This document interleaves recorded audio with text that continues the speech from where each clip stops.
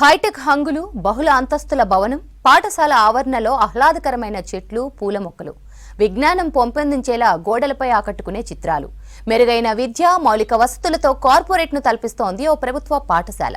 చదువుతో పాటు ఆటపాటలు నేర్పిస్తూ అన్ని రంగాల్లో విద్యార్థులను మెరుగ్గా తీర్చిదిద్దుతున్న వరంగల్ జిల్లా నర్సంపేటలోని ప్రభుత్వ ప్రాథమిక పాఠశాలపై స్పెషల్ స్టోరీ. వరంగల్ జిల్లా నర్సంపేటలోని మండల పరిషత్ ప్రాథమిక పాఠశాల కార్పొరేట్ స్థాయి వసతులు, మెరుగైన విద్యా బోధనతో ఆదర్శంగా నిలుస్తుంది. ఈ స్కూల్ భవనంలోకి అడుగు పెట్టగానే గేటు లోపల అందమైన పూల మొక్కలు, బయట చెట్లతో ఆహ్లాదకరంగా ఉంటుంది. స్కూల్ గోడలపై స్వాతంత్ర సమరయోధుల చిత్రాలు, నీతి వాక్యాలు అందరినీ ఆకట్టుకోవడంతో పాటు ఆలోచింపచేస్తున్నాయి. స్కూల్లో విద్యార్థులకు ఇబ్బంది లేకుండా టాయిలెట్స్ నిర్మించారు. క్లాస్ రూముల్లో కుర్చీలు, టేబుల్స్, బ్లాక్ బోర్డులు ఏర్పాటు చేశారు. ఇక 1వ తరగతి నుంచి 5వ తరగతి వరకు 350 మంది విద్యార్థులున్న ఈ పాఠశాలలో మొత్తం 9 మంది టీచర్లు విద్యా బోధన చేస్తున్నారు.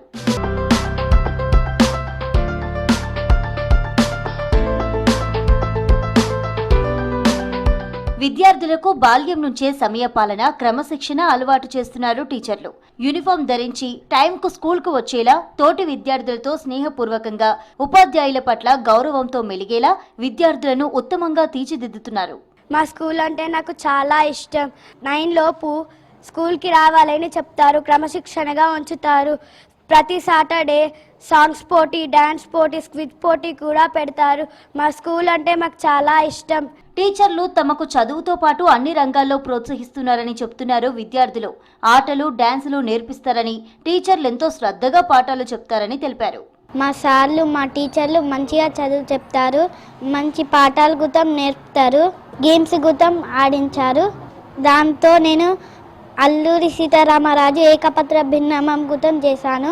ప్రైజులు గుతం ఇచ్చారు. మా సార్ వాళ్ళు అందరూ మంచిగా మాకు పాఠాలు నేర్పుతారు. రిపబ్లిక్ డే రోజు మంచిగా గేమ్స్ అన్నీ పెడతారు. సార్ వాళ్ళు కూడా మంచిగా చూసుకుంటారు. ప్రైవేట్ స్కూల్ కన్నా ఇంకా బాగుంటుంది. అందుకనే ఈ స్కూల్ అంటే మాకు చాలా ఇష్టం. ఉపాధ్యాయులందరం కలిసికట్టుగా మెరుగైన విద్యా బోధన చేస్తున్నామని చెప్పారు టీచర్లు. అయితే విద్యార్థుల సంఖ్యకు తగ్గట్టుగా క్లాస్ రూములు లేవని, ప్రభుత్వం తరగతి గదులు నిర్మించాలని కోరుతున్నారు టీచర్లు. గ్రౌండ్ అనేది చాలా తక్కువ ఉండడం వల్ల పిల్లల్ని మానసికంగా వాళ్ళు కొంచెం చదువుతో పాటు వాళ్ళకు కొంచెం వ్యాయామం కూడా అవసరము. ఆ ప్రోగ్రామ్ చేయడం అనేది జరగకపోవడం వల్ల పిల్లలకు కొంచెం ఇబ్బందికరంగా, ఇది మంచిగా క్లోజ్గా ఉన్నది. మాకు ఇరిగేషన్ డిపార్ట్మెంట్ వాళ్ళ జాగా ముందున్నది.